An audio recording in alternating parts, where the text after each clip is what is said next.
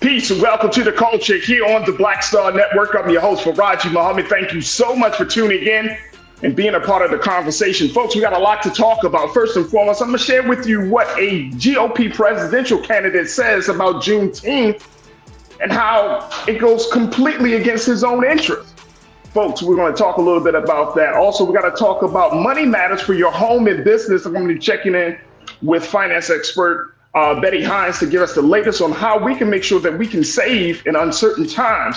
We'll have that discussion. And then later on for the big culture convo, let's talk about what happened at the Montgomery Riverboat Brawl that got the whole country talking. I'm going to bring you the latest in that development of that case, what the police are planning to do. And then later on, let's talk a little bit about National Black Business Month. This is August, so we're celebrating National Black Businesses and how we can continue to support our own. So stay with us. It's all happening on today's edition of The Culture here on the Black Star Network. Let's go.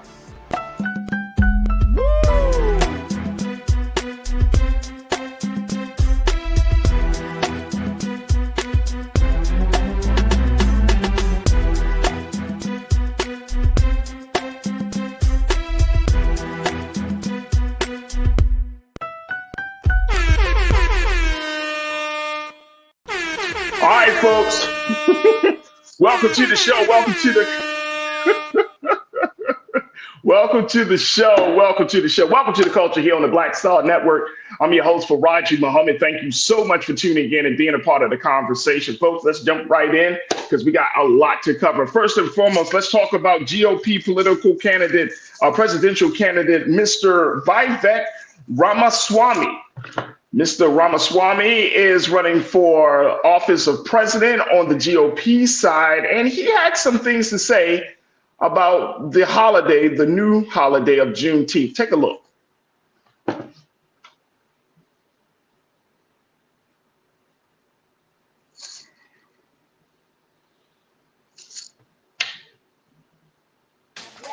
We will make Election Day a holiday in the United States of America, so there's no complaints about it.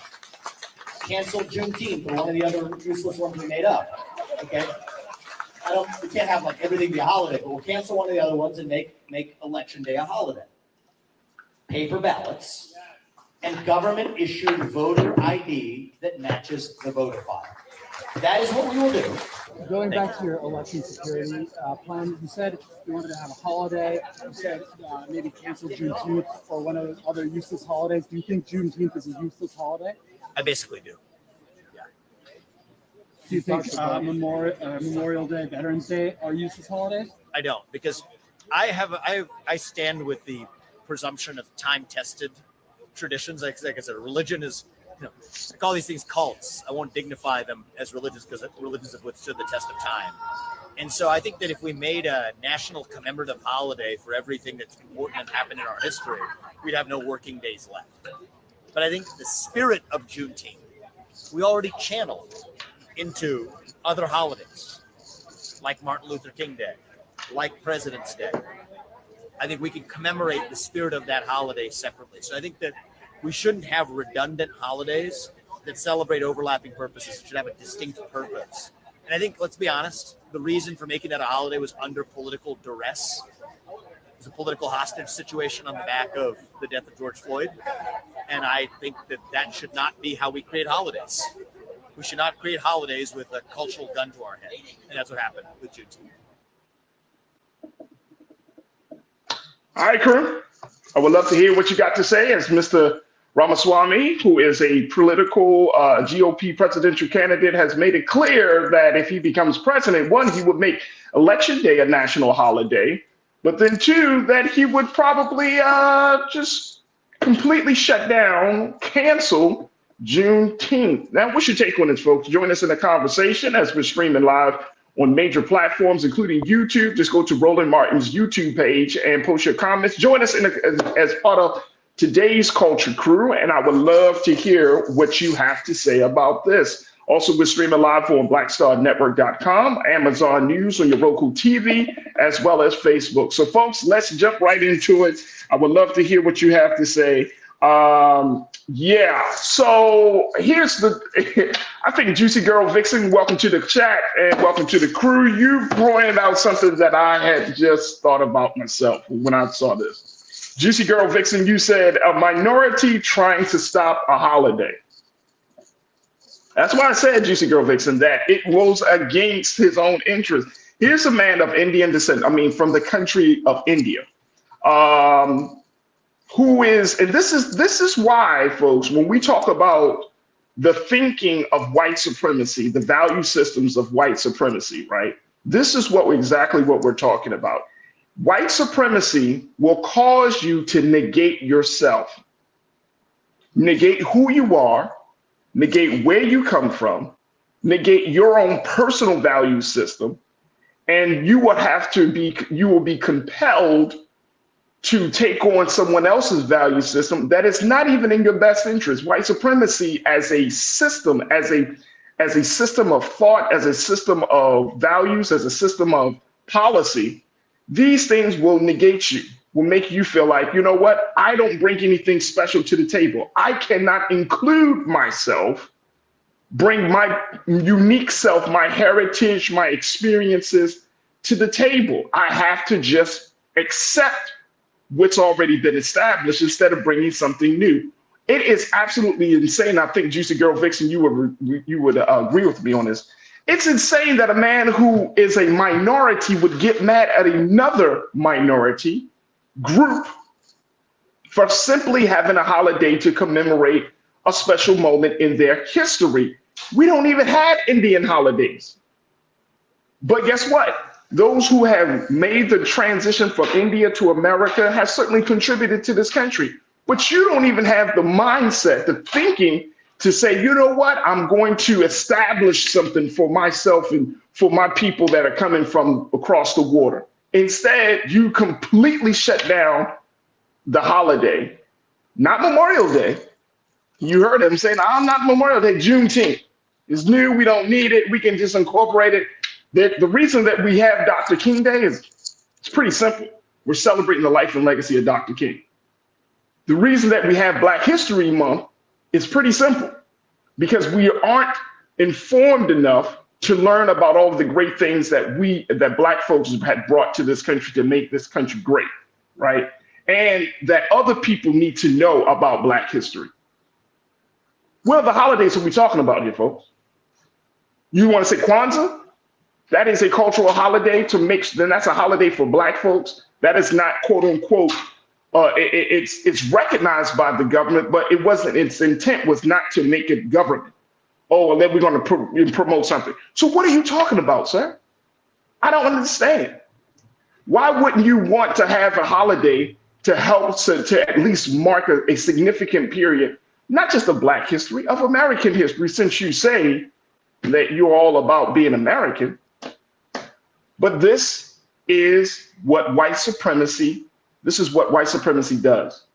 It drowns out the uniqueness. It takes away the specialness of each individual so we can be conformed to someone else's view about ourselves and about the world around us. All right, let's go here. Let me hear from you, some more of you in the crew. I'm so glad that you are checking in. You don't like my music, you say Farajii is right. All you have to do is sell out. It's crazy. You don't like my music? Don't understand it. Don't understand it. But I want to get your take on this very quickly, folks, as we talk about this. The man said that he would cancel Juneteenth, incorporate the spirit of Juneteenth and other holidays. What's your take if he is elected president of the United States? I wonder, what does his people say about him? That's what I'm looking at. What does his people say? You can't even go and see. This is the thing. So sometimes, and I know that we kind of talked about this a little bit, folks, but this is a prime example that just because you might look like a certain group of people, you're not thinking about the greater interest of that people. We talk about it with Black folks, right? We talking about it with Native Americans. We talk about it with Latino. It doesn't matter what you look like on the outside. It's the thinking. That's the part that gets me. I don't want to be a part of any group of people who don't see me, whether I'm a black, don't see me as a black man, don't see me in terms of my belief system, my value system, don't see me in terms of my history, I'm just a face. I'm a darker face. I'm a lighter. No, I want you to see all of me. And white supremacy, going back to this point, folks, white supremacy will make you no longer see yourself. Now you think you are a part of a group that you really aren't a part of. That's a delusion. Like, no, we're all American. Okay, all right, fine, we're all American, but guess what? Does that mean that I lose all that I am brought into, that all that I bring to the table just for the name of being American? No. And then this is even for white people, that if your people came from Ireland, they came from some other part of the world, from England, that's your heritage. You should be able to celebrate your heritage in whatever way, in whatever respectful way. But if we're getting to a situation where we just want to get this homogenized culture, where we're all the same way, regardless of color, like we all look different on the outside, but then those differences aren't celebrated to the point where we can benefit from the differences, then what's the point? Who wants a homogenized culture? It is the reason that we live in the places that we love to live in, and that we have this space, this country that we're in, and that we're making the strides, the progress of this country is because of diversity, because of the differences that we have, not because we all want to be like white people, not because we all want to be, quote unquote, the average American. No, the differences makes the difference. Our differences, our personal, historical, experiential differences make the difference, and it helps to elevate the culture in society and not just cause us to want to be like someone else. All right, folks.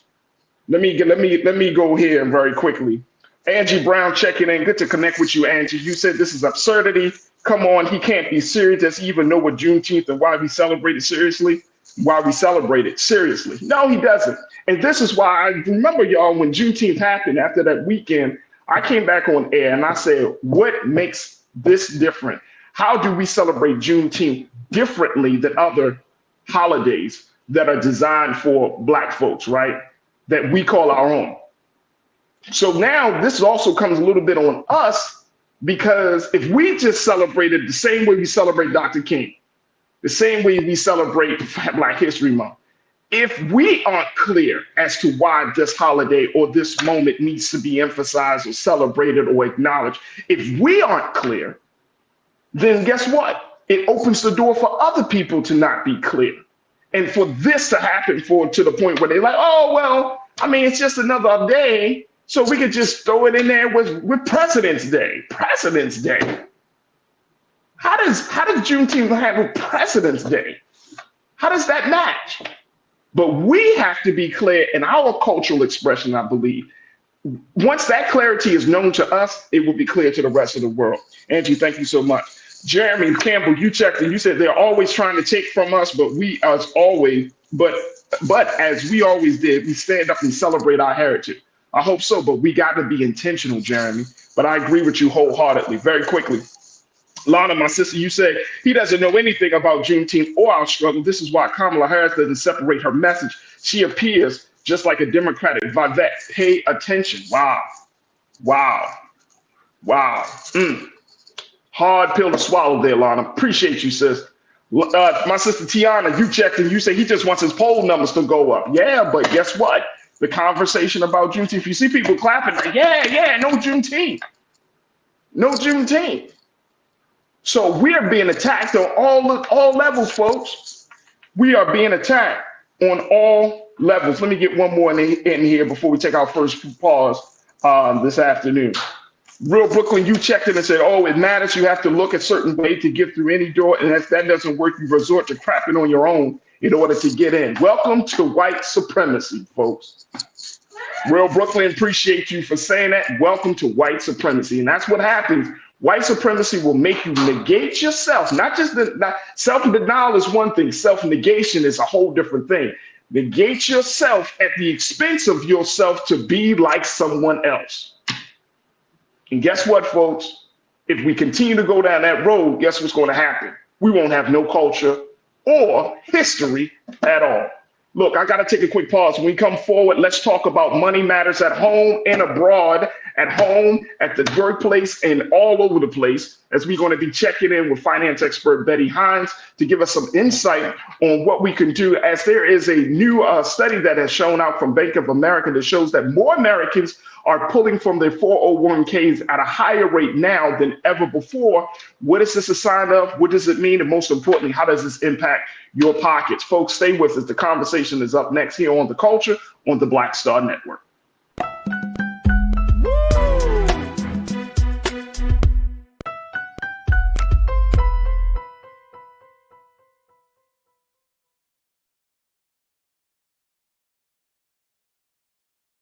When you talk about blackness and what happens in black culture, we're about covering these things that matter to us, speaking to our issues and concerns. This is a genuine people-powered movement. There's a lot of stuff that we're not getting. You get it, and you spread the word. We wish to plead our own cause.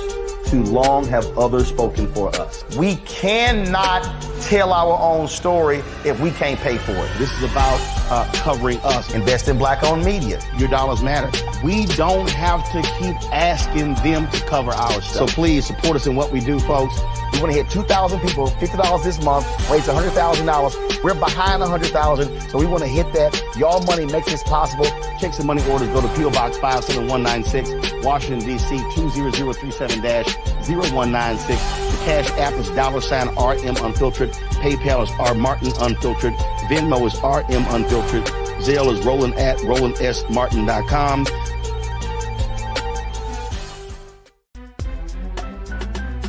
I'm Farajii Muhammad, live from LA. And this is The Culture. The Culture is a two-way conversation. You and me. We talk about the stories, politics, the good, the bad, and the downright ugly. So join our community every day at 3 p.m. Eastern and let your voice be heard. Hey, we're all in this together. So let's talk about it and see what kind of trouble we can get into. It's The Culture, weekdays at 3, only on the Black Star Network. Folks, Black Star Network is here. Oh, no punches! I'm real revolutionary right now. Support this man, Black Media. He makes sure that our stories are told. Thank you for being the voice of Black America, Roland. Stay black. I love y'all. All momentum we have now, we have to keep this going. The video looks phenomenal. See, this difference between Black Star Network and black-owned media and something like CNN. You can't be black-owned media and be scared. It's time to be smart. Bring your eyeballs home. You dig?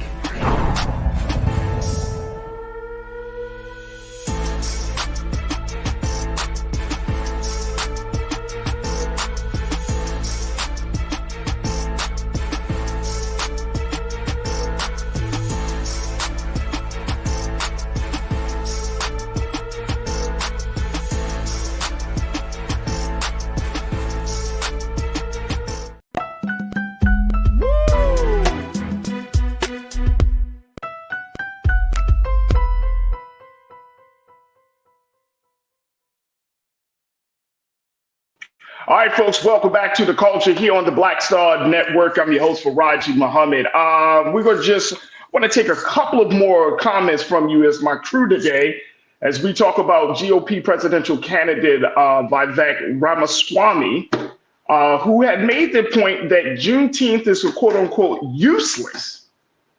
And as he made that point, because he's looking to make some changes if he's elected president, that he would make some changes to the holiday calendar. He will make some changes and make an election day a national holiday, a day where people get off, which I actually, now that point, I never understood it, why they talking about, oh, people need to take time out of their jobs and stuff like that just to go vote.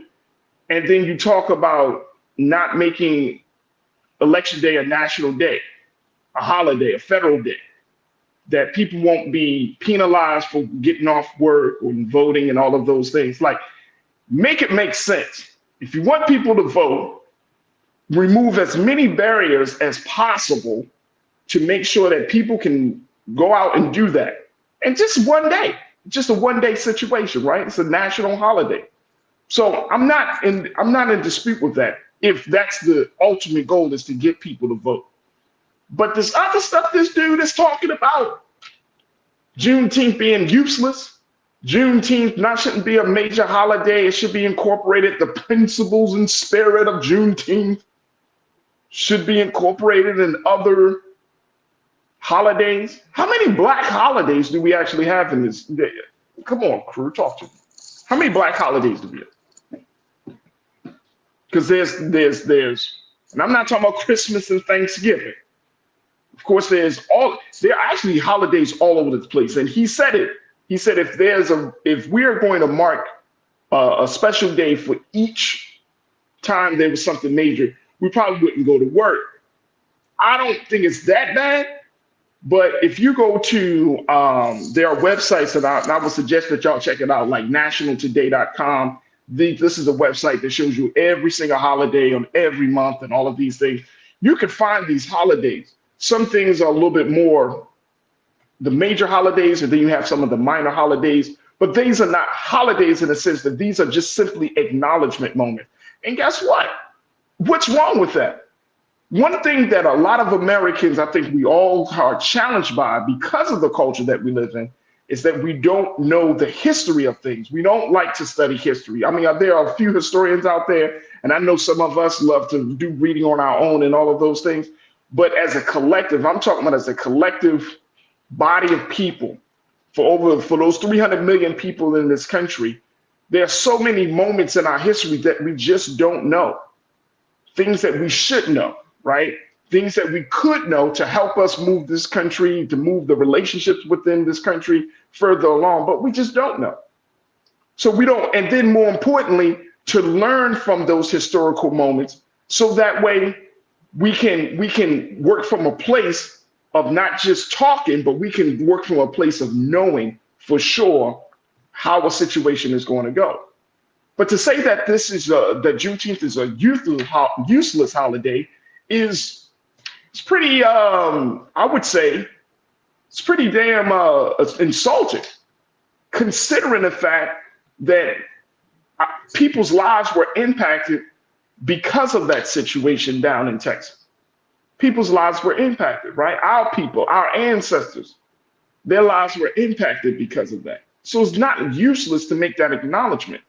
Anything around the enslavement of black folks in this country is not useless, because America does not want to talk about chattel slavery, nor does she want to talk about the impact of chattel slavery on black folks, on white people, on this country to this present moment. All right. Let me see here. Vicky V checking in for the crew. Vicky, good to hear from you. You said, have he seen blacks over the entire world talking about Indian holidays or Indian stuff? Facts. Come on. See what I'm saying? Facts. It doesn't make sense. Thank you, Vicky, for checking in. Pauline, my sister, you said election day should be a holiday. I remember years ago, I used to get a half day off work to go and vote. Absolutely. You can't say, hey, why people aren't going to work? And then corporate America is not in tune with the federal government. Corporate America don't get, let's keep it real. Corporate America does not give a damn about you going to vote, man. I mean, if that's a personal value, that's one thing. But is it really a collective value for corporate America to say, hey, I mean, yes, some places, some workplaces will say, and I'm talking about white collar places in corporate America, yeah, you can go out and vote. But in blue collar companies, they give you a limited time to do it. You got to do it in this time frame. And, you can't take a whole day off work. They even, in some cases, they will even penalize you for simply exercising your right to vote. So then you got to ask yourself the question, is my right to vote, is it truly of value? Is it truly worth it? That's the big question that we got to ask ourselves as we look at that. So yes, I'm right there with you. Lori, you checked and you said, look it up for how many black holidays there are. It is stated it was 100 that is celebrated all over America. Lori, you got 100 holidays, black holidays? Man. Look, Lori, I want you to post that link in the chat. Can you do that for us? Maybe we can get it all to get enlightened from that. Post that link in the chat. Let us, and that way we can see what those 100 holidays look like. Because I know for sure we are not celebrating 100 holidays at this point. I definitely know that. We aren't celebrating 100 holidays. All right, let me do this. Let me see here. Mike V, you said if the idea is to bring more black people to the Republican Party, his comments are actually hurting that agenda. Republicans will distance themselves from him. Will they? Mike V, will they? I don't know if they will. I don't think that they will. And I'm not saying it, I'm just saying, like, I think a lot of GOP folks probably feel the same way about this. He's just saying something that some of them are afraid to say. Shalinda, thank you, Mike. I appreciate your comment. Shalinda, you said Juneteenth is not useless because it brings about a conversation. That's true. It's certainly true. But we do need some form of empowerment. Like, and I'm going back to it. We need to figure out, and I'm saying we as those who have been affected by whose history it belongs to, that's related to our history. So Shalinda, we need to be very clear about how we're going to celebrate it. What is the way that you want the rest of what is the way that we want the rest of the world to celebrate? That's the big thing about that. Otherwise, we're going to just be kind of cooking out in parties. And I have a real problem with that. I have a very real problem with such a historic moment. It could be a moment of celebration, but at the same time, it's also a moment where we recognize that we're always the last to know. We're far behind. So this isn't just about, oh, let's just celebrate. Our people couldn't celebrate because they were enslaved for 2 years, longer than everybody else were, according to the history, right? So where's the celebration that they finally got the word that it's over? All right, let's do this.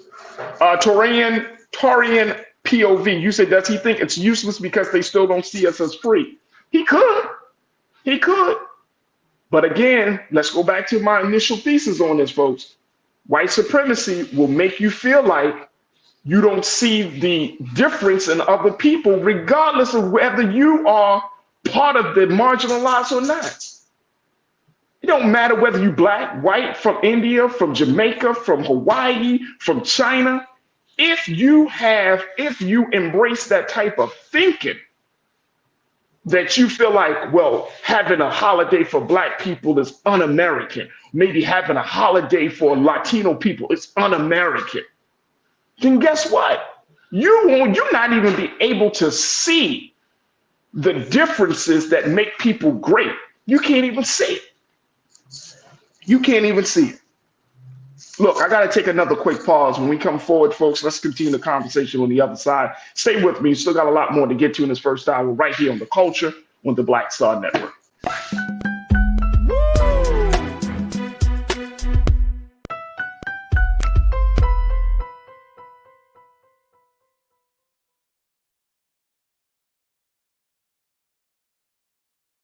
Folks, Black Star Network is here.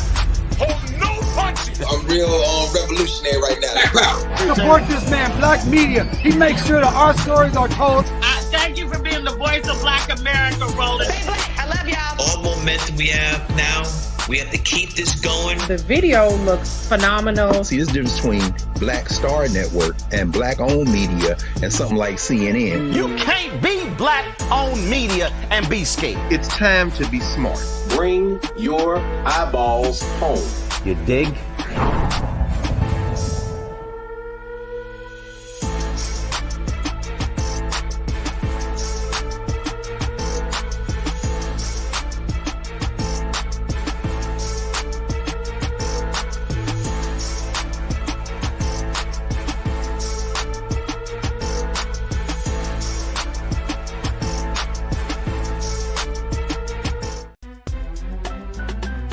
I'm Farajii Muhammad, live from LA.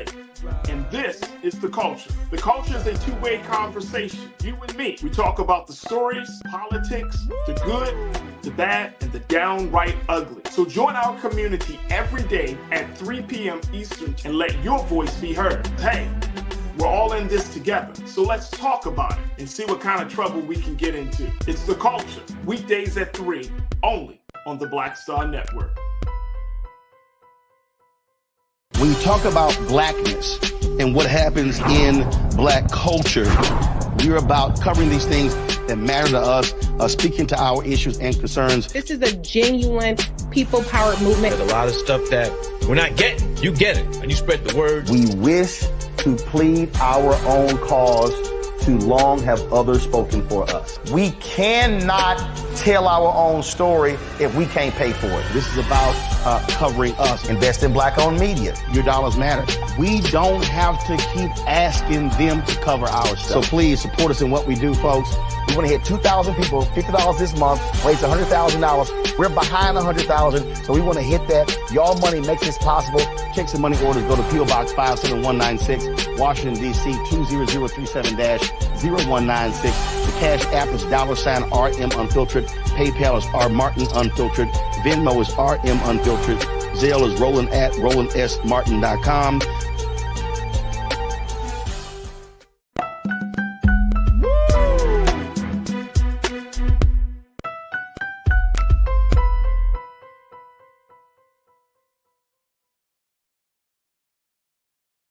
All right, folks, welcome back to The Culture here on the Black Star Network. All right, let me just take a couple of more of your comments, Screw, as we talk about this. And some of you are really in your feelings, which I understand, because if y'all know, man, I am so sick and tired of people's ignorance.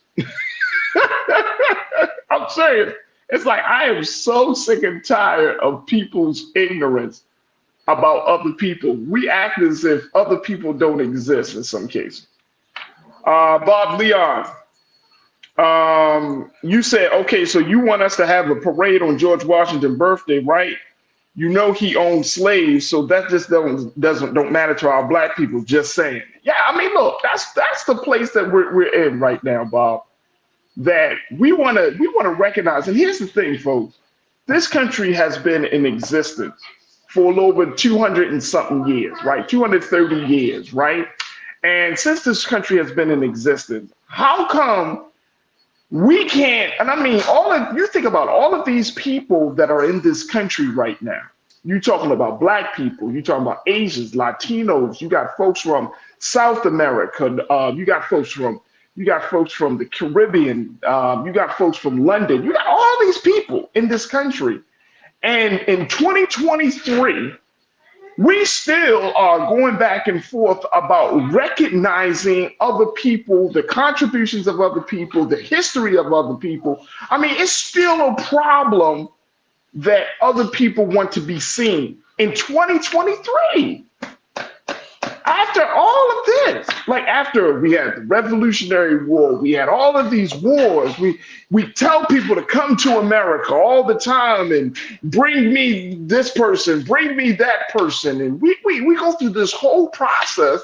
And then when folks get here, when folks move here, then there's no real effort to try to recognize people, to try to see people, to try to honor people. And this may not be within the past 10 years, 20 years, 30 years. It might be in the past 50, say 100 years. People have come to this country and have added significantly to this country, right?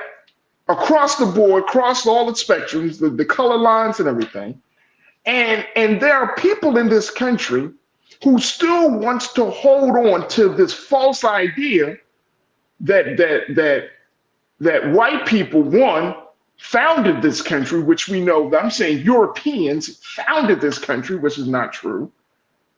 And you want to hold on to this false idea that European history is the best history when European history is based on the destructive relationship that Europeans has had with every other people on the planet Earth.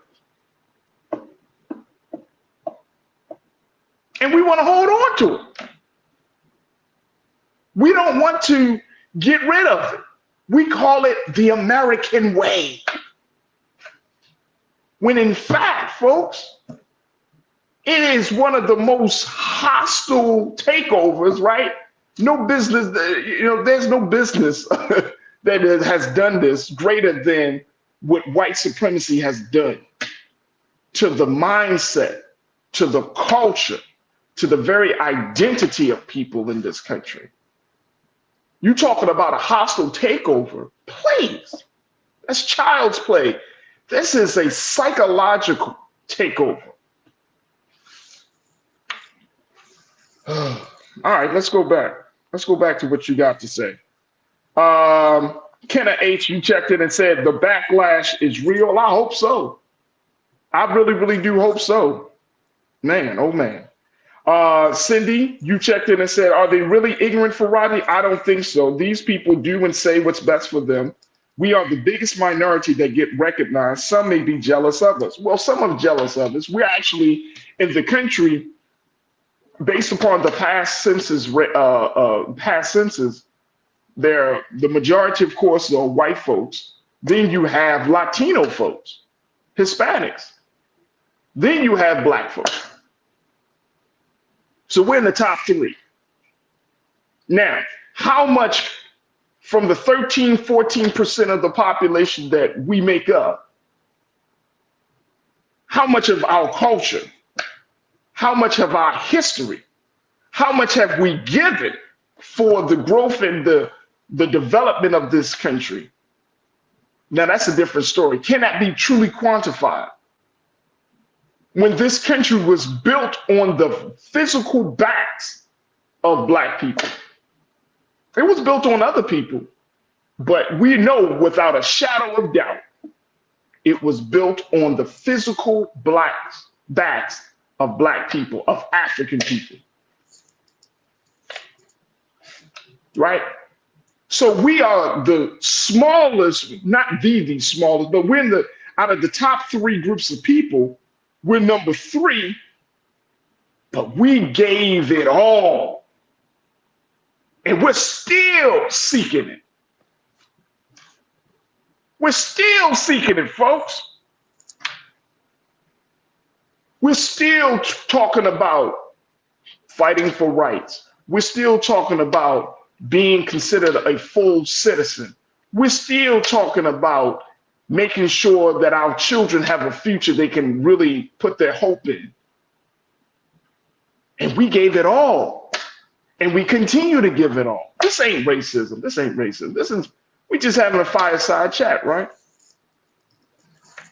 So we don't want to honor and celebrate the group of people that have given it all, continues to give it all. We don't think that that's necessary. This gentleman doesn't think that's necessary. Not knowing and understanding that the struggle of Black people has led to the liberation of other people. I want y'all to think about that. The struggle that we have endured in this country as Black people has opened the door for the liberation, for the advancement, for the rights of other people to happen. We can't talk about human rights or civil rights, and Black people are not at the core, at the center of that conversation. This is not racism. I'm looking at history. I'm looking at how the culture is moving. Oh man. Jawan, thank you for checking. And you say I'm speaking 100% facts. I appreciate that. You know what I'm saying? I appreciate that. Emilio, you checked in. You said Ramaswamy is not as smart as he thinks he is. What a stupid thing to say. It's very stupid, highly insulting, and it speaks volumes about how much work we got to do to uproot white supremacy and white-mindedness. Who else we got in here? Because I'm just checking out. I got my OG Legacy Culture crew members in here, and I see y'all. But I want to welcome some of the new Culture crew members. And folks, we invite you to join us as we have these type of conversations every day. And more importantly, join us on the Bring the Funk Fan Club, where you can provide some financial support to this conversation, to the platform, of Black Star Network to have these conversations. Robin, my sister, Robin said, honestly, I don't care what they think. That's the move we got to take. That's the direction we got to take. I think that is it. I bring this up to the conversation just to let us know that we still got a lot of work to do. But at the end of the day, when the rubber meets the road, we can't think about what they're doing. It just goes to show you. This just goes to show you. It's not about what a person looks like on the outside. It's about what a person thinks on the inside. And we have a lot of work to do to change people's thinking in this country. Even though we got more technology, there's been more advancement, there's been more talk of civil rights and human rights. There have been more conversations about race relations in this country than ever before. We still got a lot to do to uproot the old thinking into a new understanding, to see people not as we want them to be, not as the system has categorized us to be, but to see people as they are. And if we start there, we're going to definitely see a change in the culture. All right, folks, I got to take another quick pause. When we come back, let's talk about what happened down in Montgomery, Alabama. I'm going to share with you the latest details of the case, what the Montgomery Police Department is doing, and what had just happened. And I'm going to give you my very unpopular opinion about this moment, because social media feels one way, I'm feeling a different way. And I just want to see if anybody else is feeling the same way that I'm feeling. If not, it's cool, but we're going to have a conversation about it. So stay with us. That conversation, and later on, we're going to be checking in to talk a little bit about National Black Business Month as well. So we got a lot to get to in the next hour. Stay with us. It's The Culture here on the Black Star Network.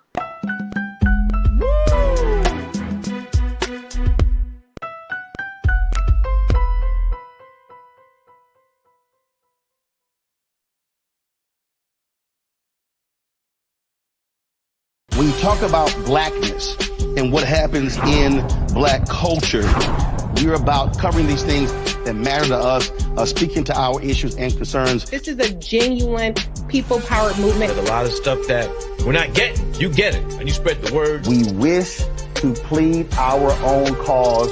Too long have others spoken for us. We cannot tell our own story if we can't pay for it. This is about covering us. Invest in black-owned media. Your dollars matter. We don't have to keep asking them to cover our stuff. So please support us in what we do, folks.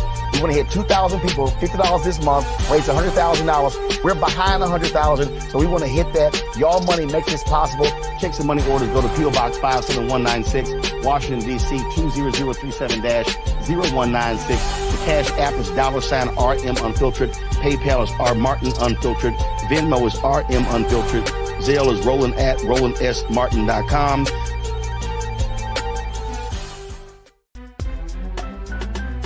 I'm Farajii Muhammad, live from LA.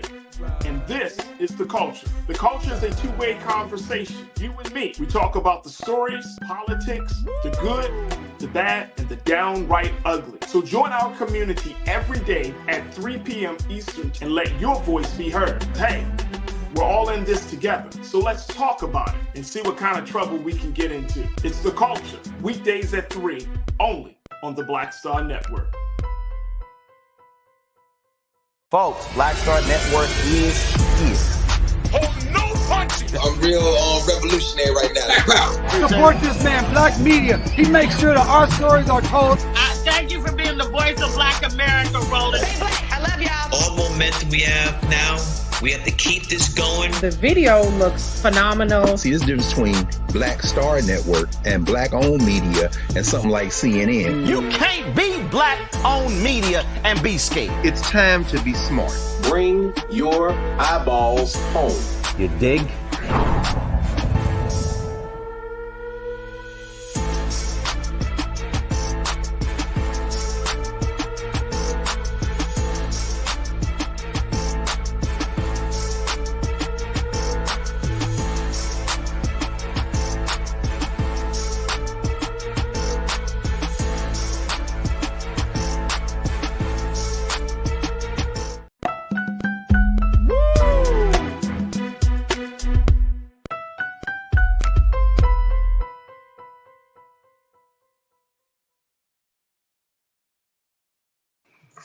All right, folks, welcome back to The Culture here on the Black Star Network. I'm your host, Farajii Muhammad. Thank you so much for tuning in and being a part of the conversation. Man, oh man, make sure y'all should be a part of Team Replay as we share with you just some crazy ass quote from GOP presidential campaign candidate, Mr. Vivek Ramaswamy, about Juneteenth. If you missed that conversation, make sure y'all jump on it and see it in the replay. But make sure you stay tuned because we are always streaming some dope content here on Black Star Network, your place to get some of the hottest conversation that is relevant and culturally appropriate. And certainly content that will make you think about who you are in the world around you. So make sure y'all go to blackstarnetwork.com to get all of the latest news and information, blackstarnetwork.com.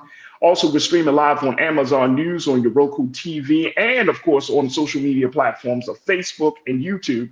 And it's on YouTube that you can follow, that you can join us in the conversation. Just go on to Roland Martin's YouTube page and jump on the link, the live link, which we are streaming live right now from Los Angeles. And you can be a part of the Culture Crew. And as part of the Culture Crew, you can share your thoughts, post your questions, and just be a part of the discussions, the ongoing vibrant discussion that is always happening in the chat.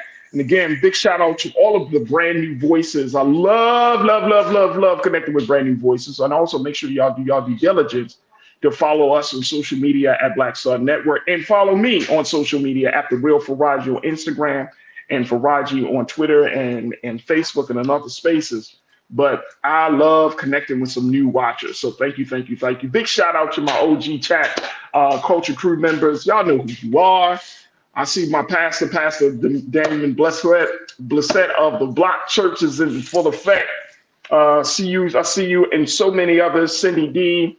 I see Pauline. I see all of you for checking in. My sister Janelle, thank you so much. Joni, welcome to the chat. Tia Z, Gassy, I hear you. Vicky V, I got you. Tiana, my sister, good to see you. Deborah Anderson, there we go. I'm just happy to see y'all. Stride Iron Style, thank you so much for checking in. You don't like my music? What's up? Benny Hill, good to see you, sir. I appreciate y'all, man. Y'all make the world a better place for these conversations. Mike V, I got you, bro. Thank you for checking in. All right, folks, this is the big culture convo that everybody's been talking about for the past 24 hours. What happened down in Montgomery? It was a simple situation that just gone terribly wrong, and it has gotten the attention of the whole country. And race relations is again at the forefront of this discussion, as we've seen a Black employee, a security guard, who was trying to just do his job and telling a group of boaters, those who were at this Montgomery Riverside boat, to just, hey, we've got this big old Riverside boat that's trying to dock here. And we're asking, he asked the owner of a small boat, looking for the owner of a small boat that was essentially in the same space as this larger Riverside boat. And the security guard, doing his job, tried to make it happen, tried to get the situation taken care of. Well, it ended up first in being a verbal altercation between the Black employee, the Black security guard, and a couple of white patrons. And then it all went to head. Keenan, can we play the video? I want you to play the video for those who may not know. It just went terribly wrong. He's trying to do his job. He's talking to folks. And folks, y'all, some of y'all may have seen this video. It's been caught on camera. And he was trying to simply do his job. Now you can clearly see he's not having a good conversation with these folks. And Black folks out there is, just pumping everything up. Take a look at this video, folks. There you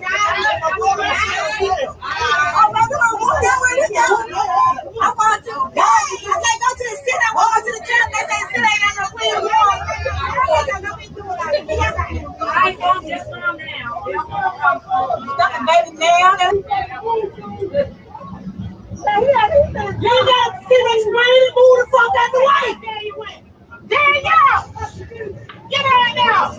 Get out now. Yeah, nigga, they don't want to move. That is now vote to block them in. All right, block them in. Look at nigga, dog get close. Somebody call him. Man, she didn't let me put my dog like she a dog in here. Put my dog. I ain't gonna do nothing but drown and I'm gonna come in here. I'm gonna say one more substitute. No, we do for y'all, baby. It's over. Okay.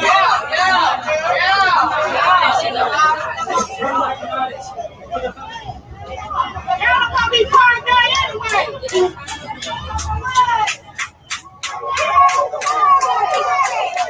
Get out the way!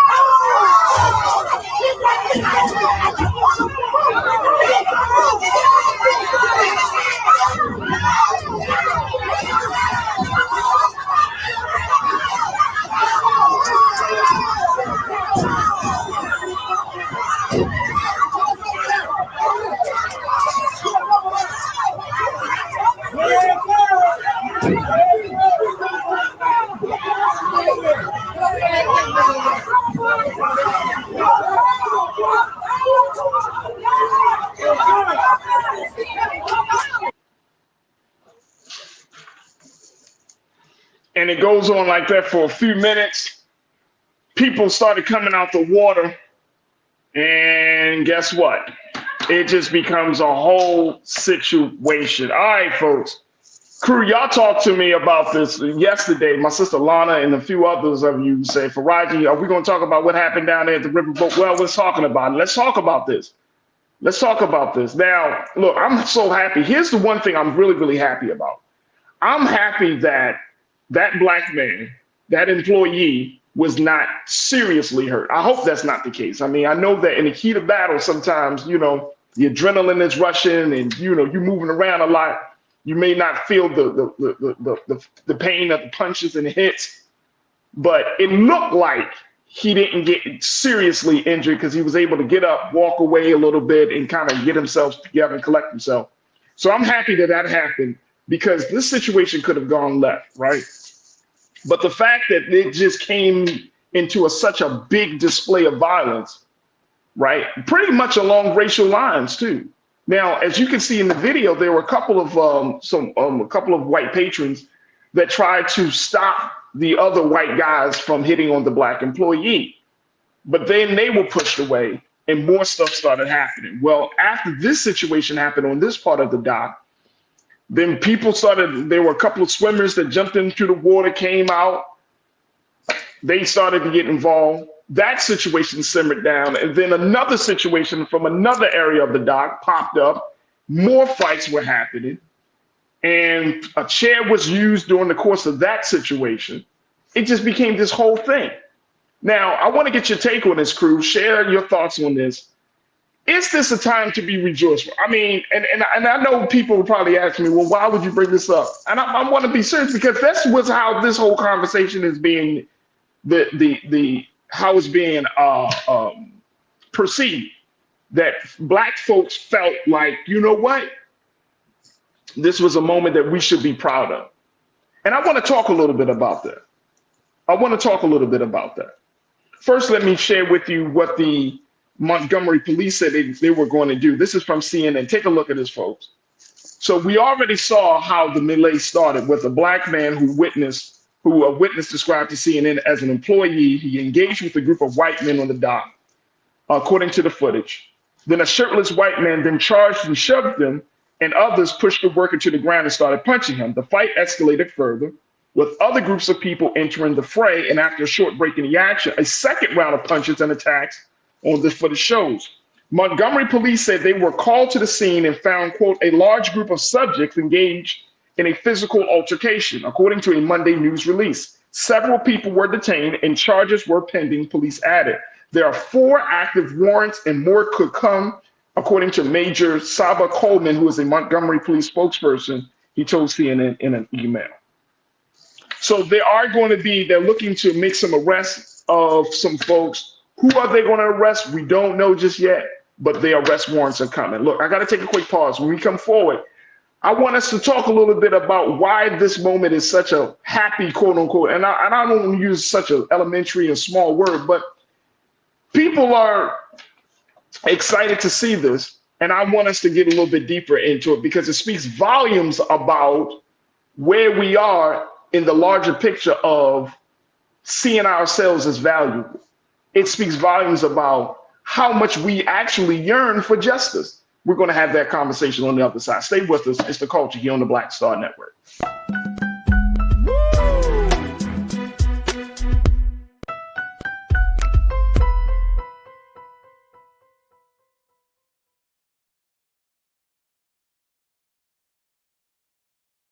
Hatred on the streets, a horrific scene, a white nationalist rally that descended into deadly violence. White people are losing their damn minds. As an angry pro-Trump mob storms the U.S. Capitol, we've seen shots. We're about to see the rise of what I call white minority resistance. We have seen white folks in this country who simply cannot tolerate black folks voting. I think what we're seeing is the inevitable result of violent denial. This is part of American history. Every time that people of color have made progress, whether real or symbolic, there has been what Carol Anderson at Emory University calls white rage as a backlash. This is the rise of the Proud Boys and the Boogaloo Boys. America, there's going to be more of this. Here's all the Proud Boys, guys. This country is getting increasingly racist in its behaviors and its attitudes because of the fear of white people. The fear that they're taking our jobs, they're taking our resources, they're taking our women. This is white fear.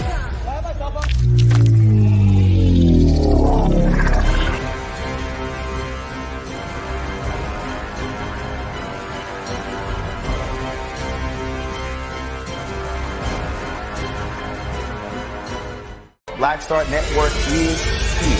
Oh, no punch! I'm real revolutionary right now. Thank you for being the voice of Black America. All momentum we have now, we have to keep this going. The video looks phenomenal. See, there's a difference between Black Star Network and black-owned media and something like CNN. You can't be black-owned media and be scared. It's time to be smart. Bring your eyeballs home. You dig?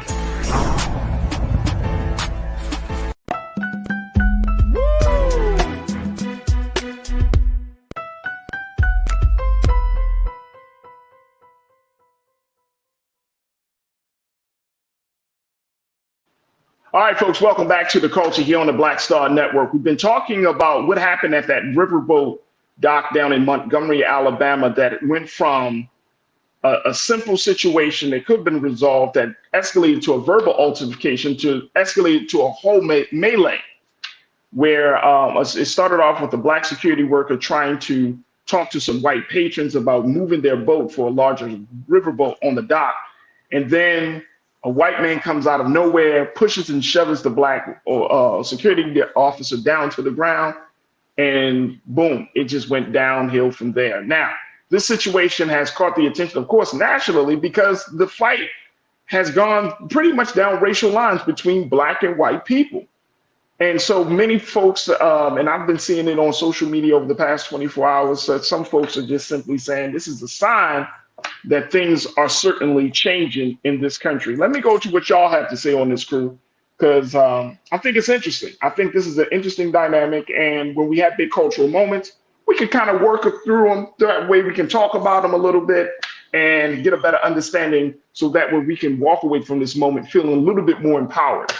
Tiana, you checked in and said that security guard wasn't trying to fight. No, he definitely wasn't trying to fight, but he had to fight.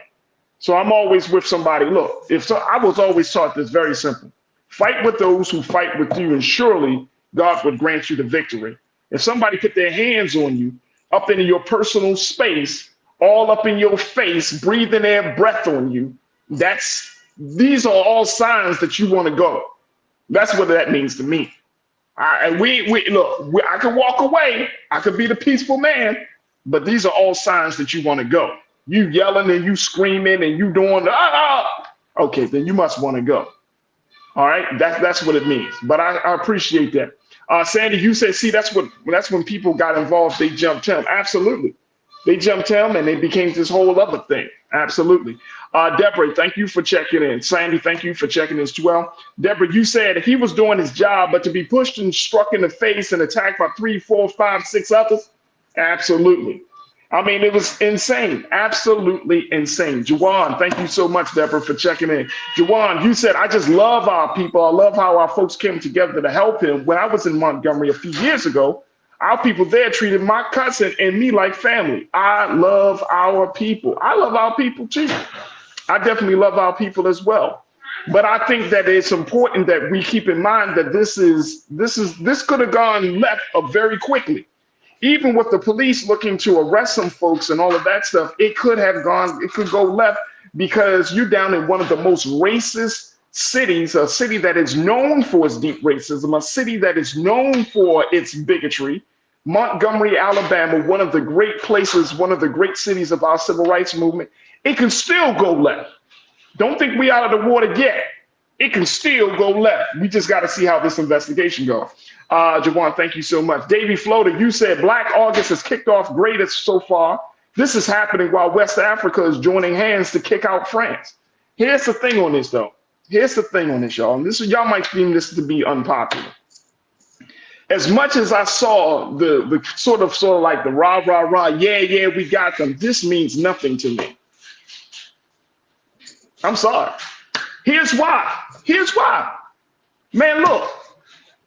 The systems that we got in place, and I know some of us, we love to see a good ass whipping, right? We love to see people get their ass whipped. We love to see, and some of us, we haven't received justice in so long that any form of resistance looks like a victory. That's the case, right? Any form of resistance.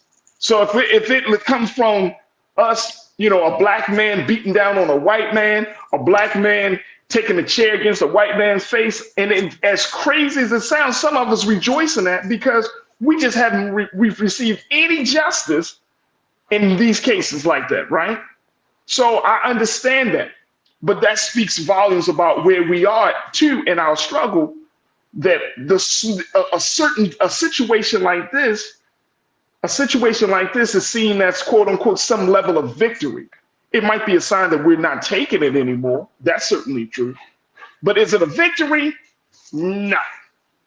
Because guess what? After all the dust settles, after everybody walks away, those white people are still going to be in a privileged position than black people, systemically, right? See, and this again, y'all can agree with me or not on this, crew, but I'm at a place where it's like, I don't want Pyrrhic victories. I need a real victory. Y'all hear me?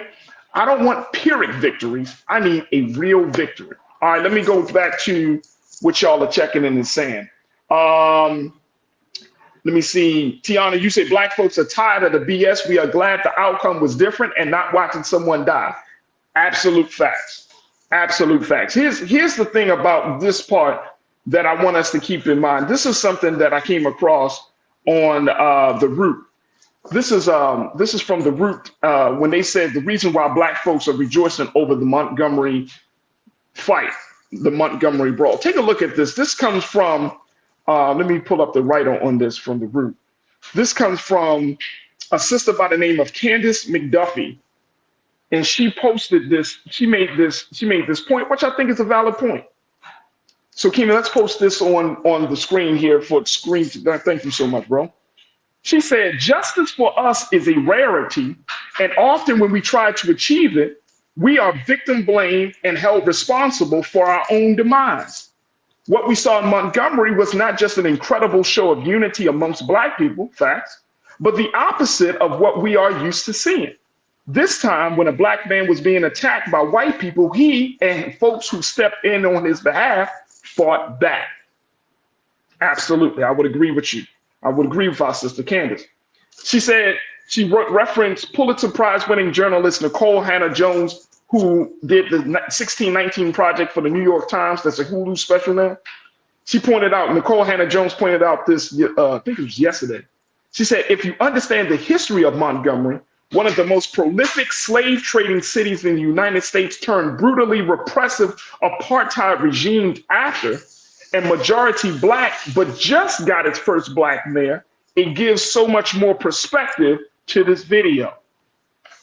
Montgomery got the first black mayor, and his name escapes me at this particular moment. So y'all tell me the Montgomery mayor, Stephen Reed. That's right. He a young brother.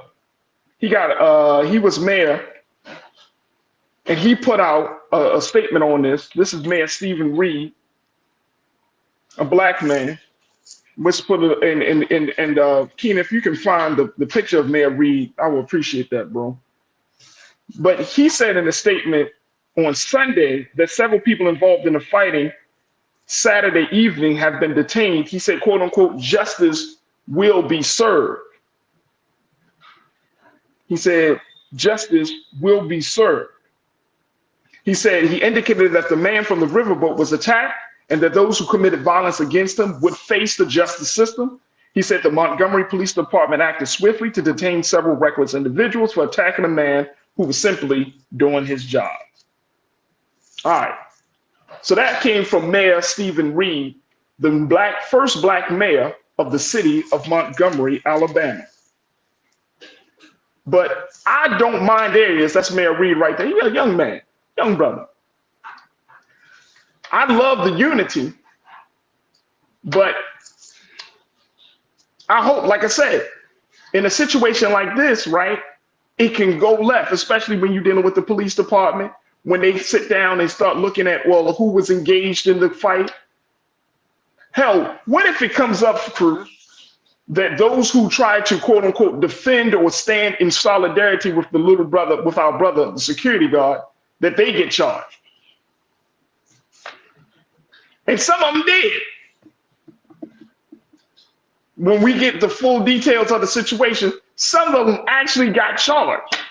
There's no charge that to be like, well, because you stood in defense of your brother, you won't get charged. Please. Please. So this is a whole situation that we got to look at. Is it a victory? It's a sign of unity. And like many of you, I'm in agreement. It's a sign of us saying enough is enough. I definitely agree with that. But is it a victory? I don't know. But I can't, it's good social media stuff. But at the same time, I want to put my hope and faith in something real. I want to put it in something real. I'm happy that nobody died. I'm happy that brother, the security guard, didn't get beaten up so bad that he's sitting in the hospital somewhere on an intensive care unit. I'm happy for that. But I don't know if I would, I just didn't, I personally, I wasn't in the spirit of rejoicing.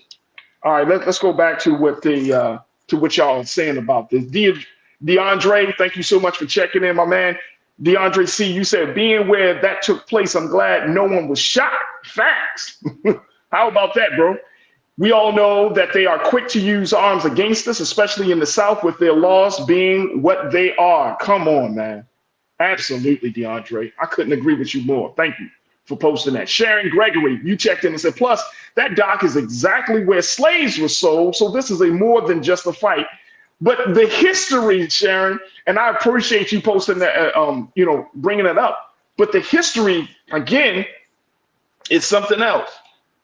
Now, is this going to be the beginning of some level of revolution for Black folks in the city of Montgomery, Alabama? I don't know.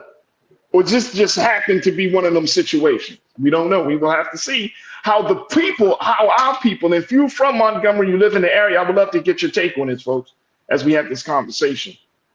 But we will have to see how they respond. Because look, I'm in Los Angeles. Some of y'all are we all over different parts of the country. We've seen this. But one thing I'm learning this very, very early on, that if the people in cities where stuff is happening aren't moving, aren't effective, then we just talking out our ass, folks. I'm so sorry to say it like that, but we just talking. Everybody around the country talking about, yeah, man, this is great, man. Woo, Black folks rising up, man, boom. And then the people in Black Montgomery is still like, then what does that say? What does that say? Jess Davis, Jess, thank you so much for checking. You said apparently one of the employees crop dusted the boat because they refused to move it, which is what set them off. Basically, They didn't want to follow the rules because that privilege came into their thinking. I'm telling y'all, white supremacy is a mother. That privilege comes into their thinking, and boom, they just feel like they can do whatever they want. That white man just felt like he could just shove that black man the way he did and not feel any type of consequences. He felt some consequences. He definitely felt some consequences. But it's not a full victory for us yet. Janelle, my sister, you said there was nothing simple about a group of people trying to come against one person. This was not a battle about systems. It was about unifying against immediate pain and disrespect. I would agree with you. I'm in full agreement. I'm in full agreement. Let me just say, Stride Iron Style, you checked in and said, we fighting, not talking, Farajii, with the laughing emojis. Yeah, I know. We love to fight. We love to fight, right? Davey Floater, you checked in and said self-defense, LOL. Oh yeah. Like I said, no, and I'm saying I don't think a lot of you are of this mindset, crew, but I think that people are saying like are trying to make this more than what it is. Yes, it was a sign of unity, absolutely. Absolutely. But we got to ask ourselves the question like what is it going to be for Black Montgomery? What's going to happen there? How are Black folks down there taking this? Monkey Confessions, you checked in and said it is a start. It is a start to what? To what? What are we starting? What do we want to start, more important? What do we want to start here, Monkey Confessions? Underhill, you checked in and said, it only takes a small percentage of the population to successfully revolt. Solidarity could mean victory if people could agree on a few basic topics. I agree. But what's the revolt? Was this a political situation? No, this is people just hanging out on the dock, chilling on the riverboat. Were they political activists? No, they were just simply patrons. They did what they thought was the right thing to do. And I'm talking about Black folks. They said, oh, no, you can't beat up on this black man. We're going to step in. No. Exactly. I'm for that. But let's not make it more than what it is. That's my only thinking on this. Let's not make it more than what it is. Is a revolt? I wouldn't go as far as to say that. They didn't come to the dock with the agenda. We're gonna use this. This is the dock of our people, of those who have been enslaved, and therefore this is sacred ground, and we won't allow. No, they didn't come to the dock like that. They didn't come to the dock like that at all. See Peter Morgan, you said first steps. I hear you. And Monkey Confessions, you said the people in Montgomery are strong. They're not scared to defend themselves. Well, you know what? We need to all take that drink. We need to all take that drink. Montgomery need to pass it on to folks in Florida. Florida need to pass it on to folks in Maryland. We need to all take a little sip of that Kool-Aid. I'm feeling you on that. Okay. Cindy D, my sister, you said the word unity is in community. Are we unified in our actions toward other America? America itself is a community. Great question. Are we unified enough? Because we could be united on this, and that's all well and good. But this is small compared to the attacks that we're feeling systemically, the attacks that we're feeling from police, the attacks that we're feeling on. Y'all just go down the line of it.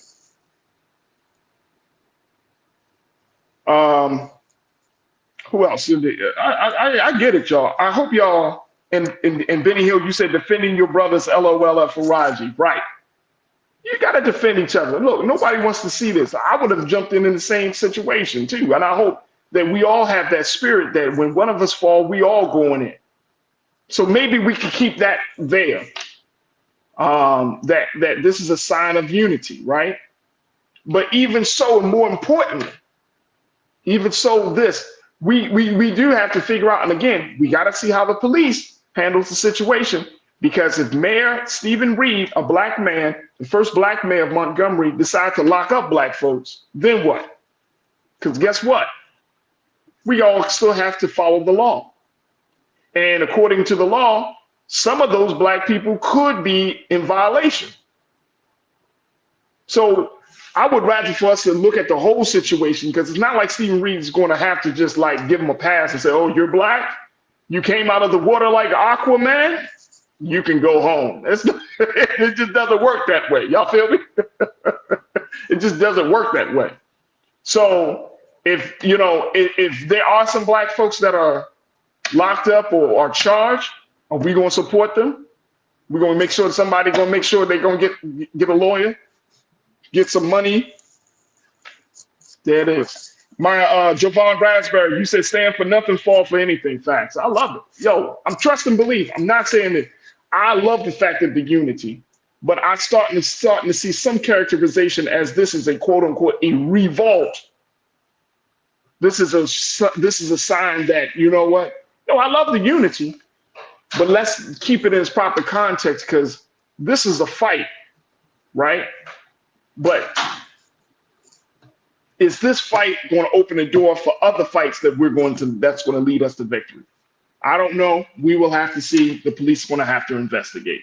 Folks, we got to take another quick pause. When we come forward, let's talk about National Black Business Month, as August is a major month for celebrating black businesses and the resources and support that they can get throughout the month. Stay with us. That conversation is up next with my sister, Kelsey Nicole, and you right here on The Culture on the Black Star Network.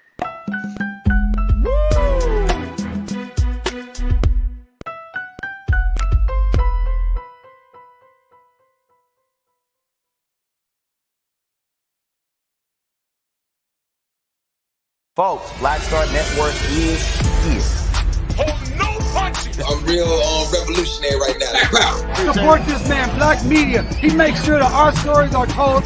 Thank you for being the voice of Black America, Roland. Stay black. I love y'all. All momentum we have now, we have to keep this going. The video looks phenomenal. See, there's a difference between Black Star Network and black-owned media and something like CNN. You can't be black-owned media and be scared. It's time to be smart.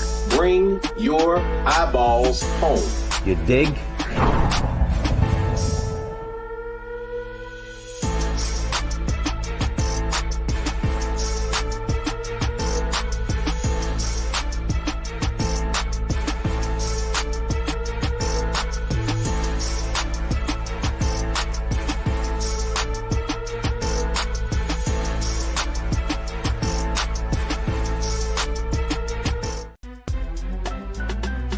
I'm Farajii Muhammad, live from LA.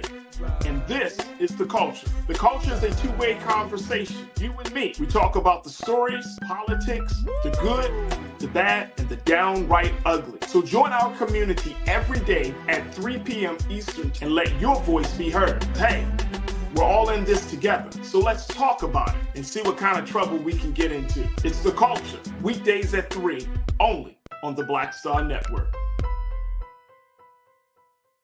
When you talk about blackness and what happens in black culture, we're about covering these things that matter to us, speaking to our issues and concerns. This is a genuine people-powered movement. There's a lot of stuff that we're not getting. You get it, and you spread the word. We wish to plead our own cause.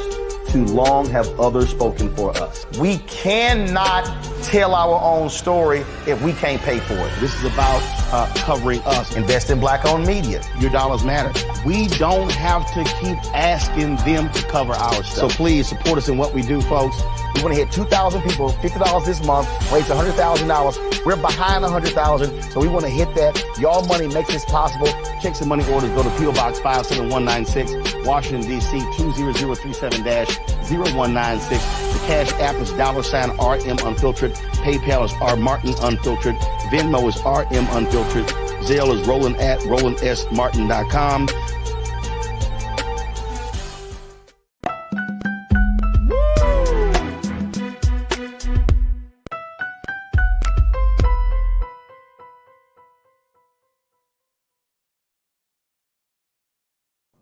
All right, folks, welcome back to The Culture here on the Black Star Network. I'm your host, Farajii Muhammad. The conversation is continuing on the other side.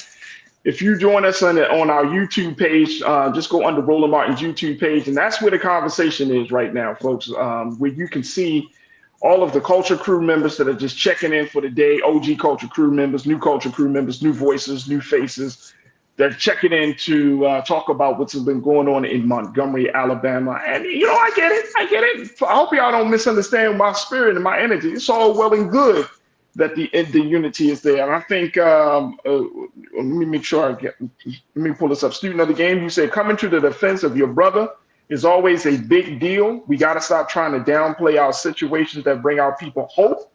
Don't kill our spirit and let us have the victory to build on.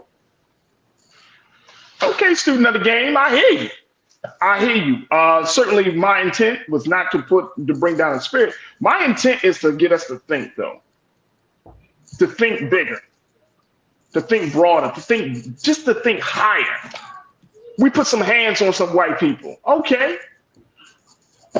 Now, I'm for unity. No doubt about that. I'm glad that our people stepped in. But it's a fight. You see what I'm saying? It's a fight.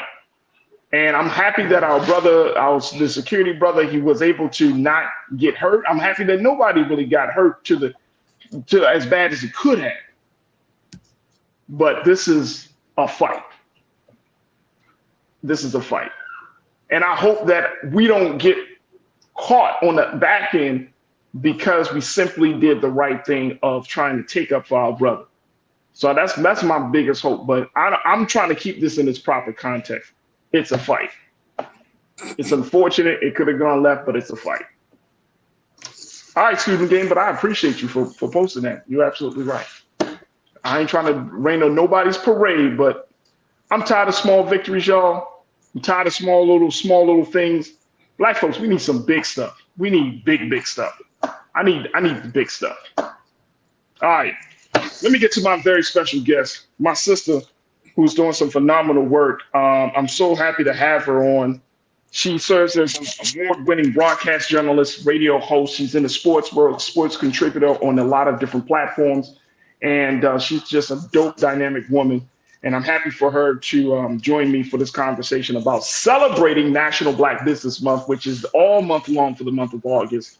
And this is a very, very important day, folks, as this is the day where we start looking at Black businesses, not just through the lens of mom and pop stores, but seeing them as a network that is going to lead to an infrastructure, a new system on how we do business. So I'm so happy to have my sister joining me, Kelsey, for checking in here on the Culture on the Black Star Network. Kelsey, what a day to join me. Yes, I'm excited. Thank you so much for having me. It's a delight and pleasure to be here with you. Thank you, Kelsey, for your for making yourself available for the conversation, and more importantly, doing the great work that you're doing. Now, let's talk about this Black Business Month celebrated in August. For those who don't know, people may not know, Kelsey, that Black Business Month, the history of it. So I want to share this very quickly. Black Business Month traced back to the year of 2004, when engineering entrepreneur Frederick Jordan partnered with the president and executive editor of the scholarly publishing company E-Access Corps, John William Templeton. They started this annual event. The intention was to drive the policy agenda affecting the 2.6 million African-American businesses back then, to highlight and empower Black business owners all over, and to help them with their own resources and support. So big shout out to John William Templeton and to Frederick Jordan for creating a space for Black businesses to be recognized and highlighted and celebrated. So talk to us, why is this important for you, Kelsey? You're in a lot of places, but why is Black businesses and celebrating Black businesses so important for you? Yeah, well, before I get into that, I just want to quickly say all of your Morgan State Bear family told me to tell you a very special hello from the Baltimore area. Did they say that? Did they tell you to say that, or you just try to? They told me to send all the love, so I wanted to start there. And excited for you. But getting into I appreciate that. Thank you. getting into your question, for me, I grew up, with parents that, Black parents that tell us a lot, get a job and work hard. And so both my parents were government workers. And for me, I didn't really realize what Black business meant, from a young age. I didn't know what it was to have access to capital, to have access to credit, venture investments, and things of those nature until I started being a freelance journalist and realizing that I was building my own brand. And from that, I was able to spur into being a multi-business owner. But I think it's huge to celebrate National Black Business Month. One, because Black people are one of the fastest growing folks to start businesses, especially when you look at after the COVID-19 pandemic. I think that's when a lot of people said, hey, you know what, I'm going to try this entrepreneurship route. But then two, Black women specifically, especially, are one of the fastest growing groups within the Black demographic that are starting businesses. And so for me, living in a place like Washington, D.C., where you continually see Black business, not just growing, but actually being championed, right, in a city with a Black mayor, I think it's very special and important to do that because one, we always talk about generational wealth, and having a business is one of the ways to do that. But then two, just the independence that you get as a Black business owner. So for me, I have my own businesses, but yes, I also work for others. But guess what that means? That means multiple checks, right? Multiple invoices that I get to send. And for me, it means I'm really getting to build my legacy and what I'm going to leave for my family. So I think it just means a lot because, again, it was something that I didn't know I could do. When I was younger, I thought you just get a job and work for the man until you get old and retire. Now we all learn, we're like, if you want to retire comfortably, that's not going to work, right? It's expensive to live. It's expensive to do certain things. And, you were just talking about, Alabama and what happened in Montgomery. I think another reason why this month is so special. I mean, think about some of the Black business purchases that we've seen people doing, the t-shirts, right? The chair earrings. And I know, yes, we're laughing about the memes and things like that, but that's a perfect example of how quickly Black business can grow. And I think even more importantly, I'll just end with this, I think it's really important too, because Black people, our dollar is the most circulated in the US economy. We are big spenders, but it means a lot, I think, when Black businesses are able to actually bring the dollar back home and grow within our own communities. I think I love how you're putting this, Kelsey, because I think you're absolutely right. So we're talking about multiple checks and everything. So I want to ask this question as a Black business owner, a woman that is doing some phenomenal work in different spaces. Yeah. Do we not teach our children to just grow up, go to college, and get one job? Like what is the message that we give to what is the message that we should embrace? And then the second part of that is like, what is the message that we should start to promote? Because there are a lot of different views of Black businesses, right? There's a lot of different views about entrepreneurship, being an entrepreneur. And then there are a lot of different views about working, right? And I feel like the conversation often when you talk about Black business, there's a little level of shame that comes along. It's like, oh, you're a Black person, you got a college degree, therefore you should be owning a business. And if you're not owning a business, well, you're not Black enough. And it's like, so what is the message that we need to embrace and then to put out there to the next generation? I love this question. And one of my favorite things to do now, Farajii, is actually go and speak at schools, speak to our young people again, because I didn't see this enough growing up. And I think we have to change the narrative and the language we use around just what kids want to be when they grow up. I think so often, we go in, we talk to kids and we say, what do you want to be when you grow up? And we expect one-word answers. My question is why? Why can't they say they want to be multiple things when they grow up? Why can't they say they want to be a doctor, a business owner, maybe a teacher as well? And I think we have to really motivate our kids to know that they can do different things, but also to know that it's okay to change your mind on the things that you do. And so I think it's very important, again, when you ask children what they want to be, ask them, but pause and let them be able to say multiple things and support that. I think it's so important. Like me going back, I wanted to be a million different things when I was younger, but everyone told me, you have to pick one thing. You have to pick one thing. But obviously, I've been able to kind of change that narrative just through my legacy and through my life by being able to do multiple things now, right? As a business owner, a lecturer, in college, again, a reporter, and so many more things. And so I think that's very important to teach. And then also, I think too, we need to better expose our children to Black business, to Black entrepreneurship. I can't tell you how excited children get when you get to say you're your own boss and that you get to pay yourself. I mean, they get super. But there's something that comes along with that, though, right? Yeah. I mean, of course, you know this, but I'm saying I'm saying that when we told children that, like, hey, I get paid, I'm my own boss. I mean, that sounds like music to say everyone's is like, oh, I don't have to check in with someone. I could do my own thing. And it's like, not quite. Right. Because I think that's important though, too. Something I tell children now, I wish I learned one about taxes early, Farajii. Like that's what messed me up on as a business owner. But no one teaches you those things, right? You start making this money, you're happy, you're giddy, you're looking at your account. But then all of a sudden, you get the letter from the IRS and it kind of tells you like, wait a minute, hey, some of that money is ours. And so I think to that point, that's why it's so important, again, to teach children early on about the expenses, the finances that come with business, right? Look at your total revenue, but then look at all the certain deductions. And this is why I think we have to have real conversations with our young people. For me, I don't want career day just once a year. I want a career day at least once a month. And especially in these predominantly Black schools where we have Black children, again, having them have access to this. A lot of the times, even some of the teachers have side businesses that I think should be shared with the children and the students early on. So I think to your point, you're exactly right. Let them know that Black business is a thing, that entrepreneurship is a thing. But yes, that like everything, it has its challenges, it has its difficulties. But I think even more so, letting them know that they can still conquer it. And it's just, again, going to take a good support system, I think, to learn that. And now more than ever, we see so many people, saying they're going to make the investment into Black businesses, right? So I want, the Chases, the JP Morgan Chases of the world, and all these other companies, that have basically promised to support Black businesses. We want them in schools. We want them to tell our young people this early on. So again, so they can see what they truly can be. But I think to your point, yes, it's not easy. It's not easy. It's not easy at all. All right, so Kelsey, I'm gonna hit you with this question. You ready? I'm gonna hit you with this question.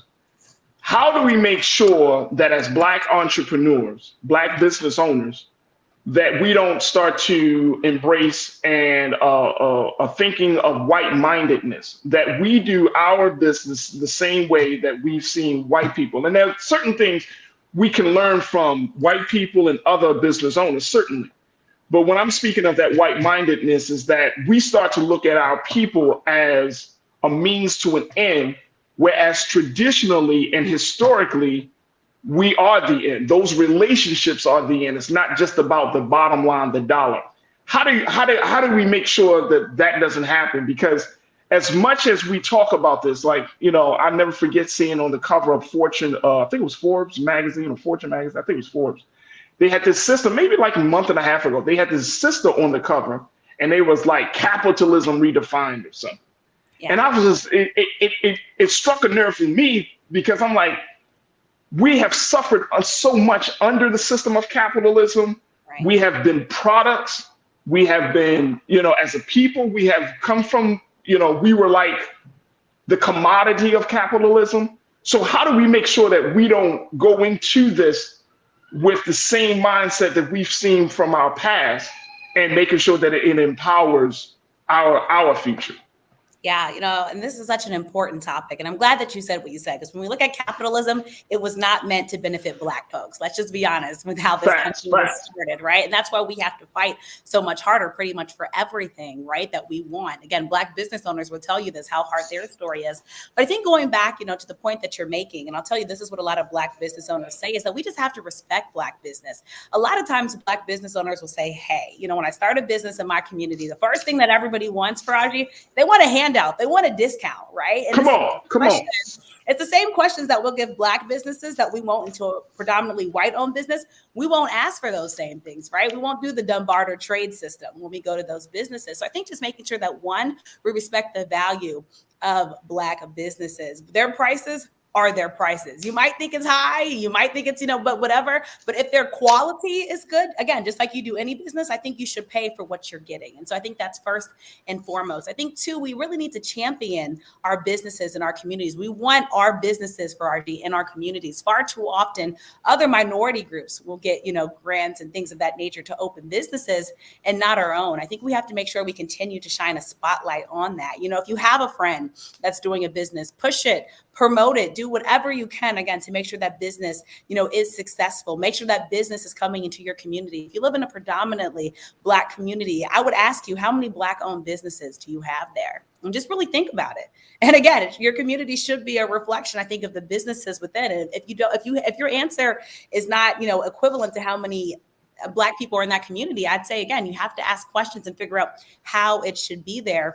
And then I think, honestly, the third thing when it comes to Black business is really just understanding it. I think one of the things we can do is educate ourselves. We have to educate ourselves on business. And I know some people might say, well, I'm not taught it in school, or I didn't, graduate from a business school. You don't have to do all that to understand business. There's so many free resources right now, Farajii, out there to understand how to start a business, how to support a business, and many of those different things. So all in all, to say, again, educate yourselves now to, again, for either start your own business or to support another business. The resources are out there. It's out there for the taking right now. We're hearing so much about DEI. Make people stay true to diversity, equity, and inclusion. Make sure that they're keeping their promises, their commitments to diversity, equity, and inclusion. So again, it's out there. Research it, know it, and support your Black-owned businesses. Don't support it just during, the Black-owned food months that we see in so many different cities. Black business it's so diverse. It's so broad. There's so many. Do your research. Even now, it's easy to support it now more than ever because you can get right online.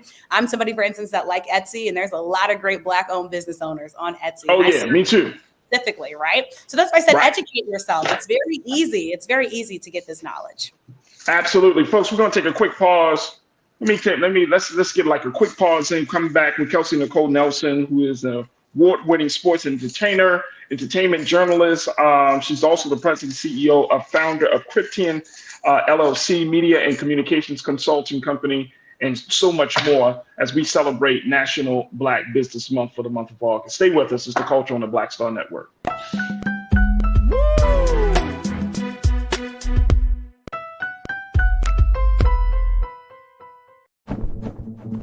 For decades, the tobacco industry has deliberately targeted Black communities and kids with marketing for menthol cigarettes. It's had a devastating impact on Black health. Tobacco use claims 45,000 Black lives every year. It's the #1 cause of preventable death. In the 1950s, less than 10% of Black smokers used menthol cigarettes. Today, it's 85%. Menthol cools and numbs the throat, making it easier for kids to start smoking. Menthol also increases addiction, making it harder for smokers to quit. Menthol cigarettes are a big reason why Black Americans have a harder time quitting smoking and die at higher rates from smoking-related diseases like cancer, heart disease, and stroke. It's time to stop Big Tobacco from profiting off Black lives. An FDA ban on menthol cigarettes will improve Black health, save lives, and protect future generations from addiction. Learn more at tobaccofreekids.org/ban menthol.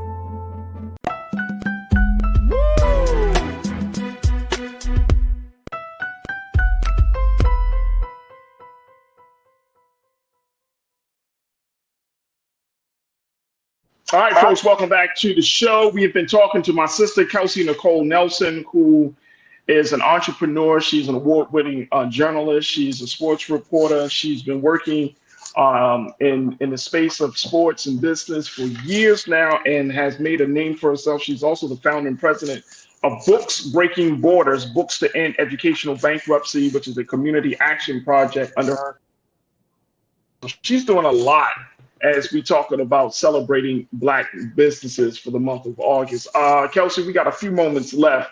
What is the big thing that you want us to take away? Because people have said this. I'm going to share with you very quickly what our one of our crew members, C.A. Pullen, said.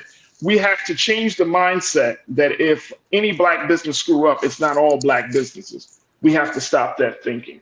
I think that is one of the big challenges, and I might be wrong on this, Kelsey, but I feel like that's one of the big challenges that has prohibited us from really putting all of our efforts and resources behind Black business, because we've been scarred from a previous Black business owner. And therefore, we may not want to admit it, but we just like, nah, I don't want to do it. Either we have been personally scarred, or we heard some story, or more importantly, the prices for products and services. Yeah. It's like, oh man, nah, see, if I go down the street to so-and-so, they can get me a better deal.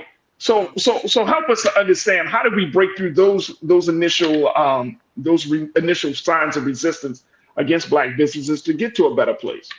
I think it goes back to us having a standard for everything that we do, because you're right. Again, when it comes to Black business, it seems like we give a higher standard than we do to other businesses. And yes, we've all been scarred by multiple businesses. Actually, how I started my own media communications consulting firm was because I had hired somebody to do work for Farajii, and it was bad work. And so essentially, it's like, I can do better. And essentially, that's kind of what spurred me to start my first business, right? And obviously, that's kind of taken off from there. So I think there's always a lesson to be learned. And my thing, too, was like, hey, I want to show people, how I feel like things should be done. But all in all to say, it's kind of like going to a restaurant, right? You went to a restaurant, it might be your favorite restaurant. Maybe one time the food was bad. Is that going to stop you? No, because they have a legacy, I would say, of obviously providing good service and good food. I think the biggest thing, though, is, again, we have to give people a chance, and we can't bring baggage to any new relationships that we're doing. I think we like to think that everybody does deserve a fair chance. And I think also just remember, something I have to share. I recently went to Tulsa, Oklahoma, and, got a great story and got to be on the street of Black Wall Street, which is now reduced to just a block, which is so sad. But something that stuck with me was that they said the dollar circulated 27 times in the 36 blocks, right, of Black Wall Street. I'm going to say that again. That's powerful. The dollar circulated 27 times in 36 blocks. All right. Think of a neighborhood block. And you know why Black Wall Street was so powerful? Was because they have multiple Black businesses and the dollar stayed there. When you think about many of our communities, we want to empower our communities. The way to empower communities is monetarily, right? It's through business, it's through growth. It has to start somewhere. And I'd say, better now. And why not start today than tomorrow? Because as we know, our Black communities, let's be honest, many of them are hurting, right? Many of them are hurting. They're not getting the investments that they should be getting. And when you support Black business, I think also we have to think about what that also spurs.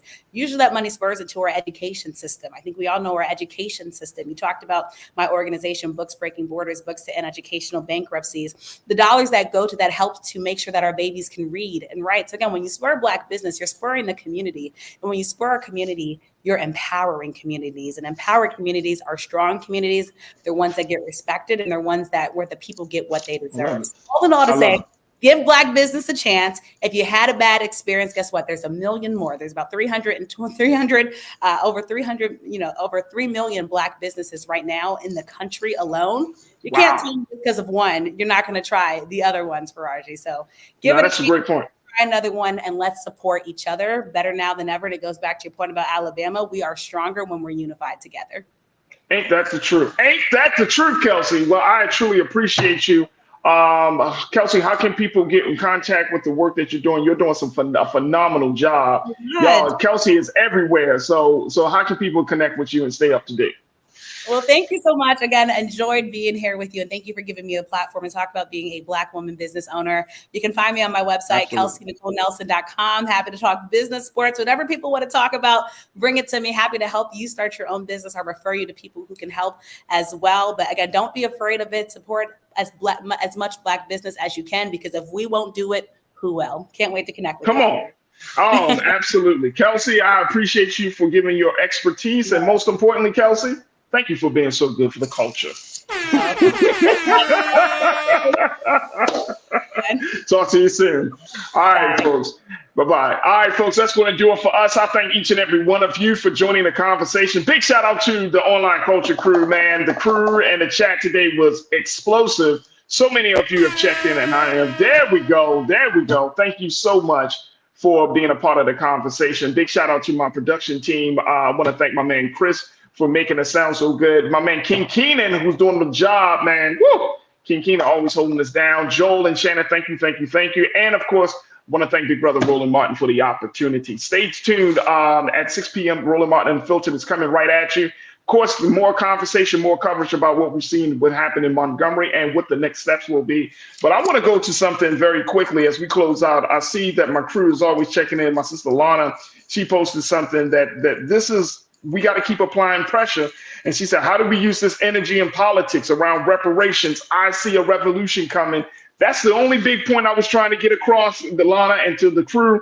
Look, if we got energy to put some hands on somebody, we should have energy to break down some of these walls and these systems that have been destroying us, not for no, just for a day, for years.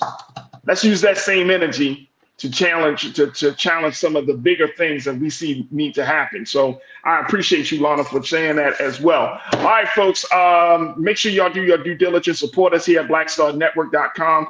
Go to the website today. We're asking for financial donations because your donations make the difference in making sure that we keep our news and information relevant, make sure it's culturally refined, and more importantly, make sure that it is from you, about you, always having you in mind. So your support means everything. Go to blackstarnetwork.com. You can give today. Also, download the app for free on all of your devices, and then follow us on all social media platforms. And while you're there on social media, make sure you go to check me out, The Real Farajii, on Instagram, Farajii on Twitter, and of course on Facebook. And I would love to connect with you on there. All right, folks, as always, never be afraid to challenge what's wrong. Stand for what's right while being yourself in the process. God willing, we will talk tomorrow. Got my sister Suzette Speaks coming in on tomorrow. So God willing, we'll talk tomorrow for another exciting edition of The Culture right here, only here, exclusively here, the Black Star Network and Amazon News. Stay with us. I'll talk to you soon. Peace.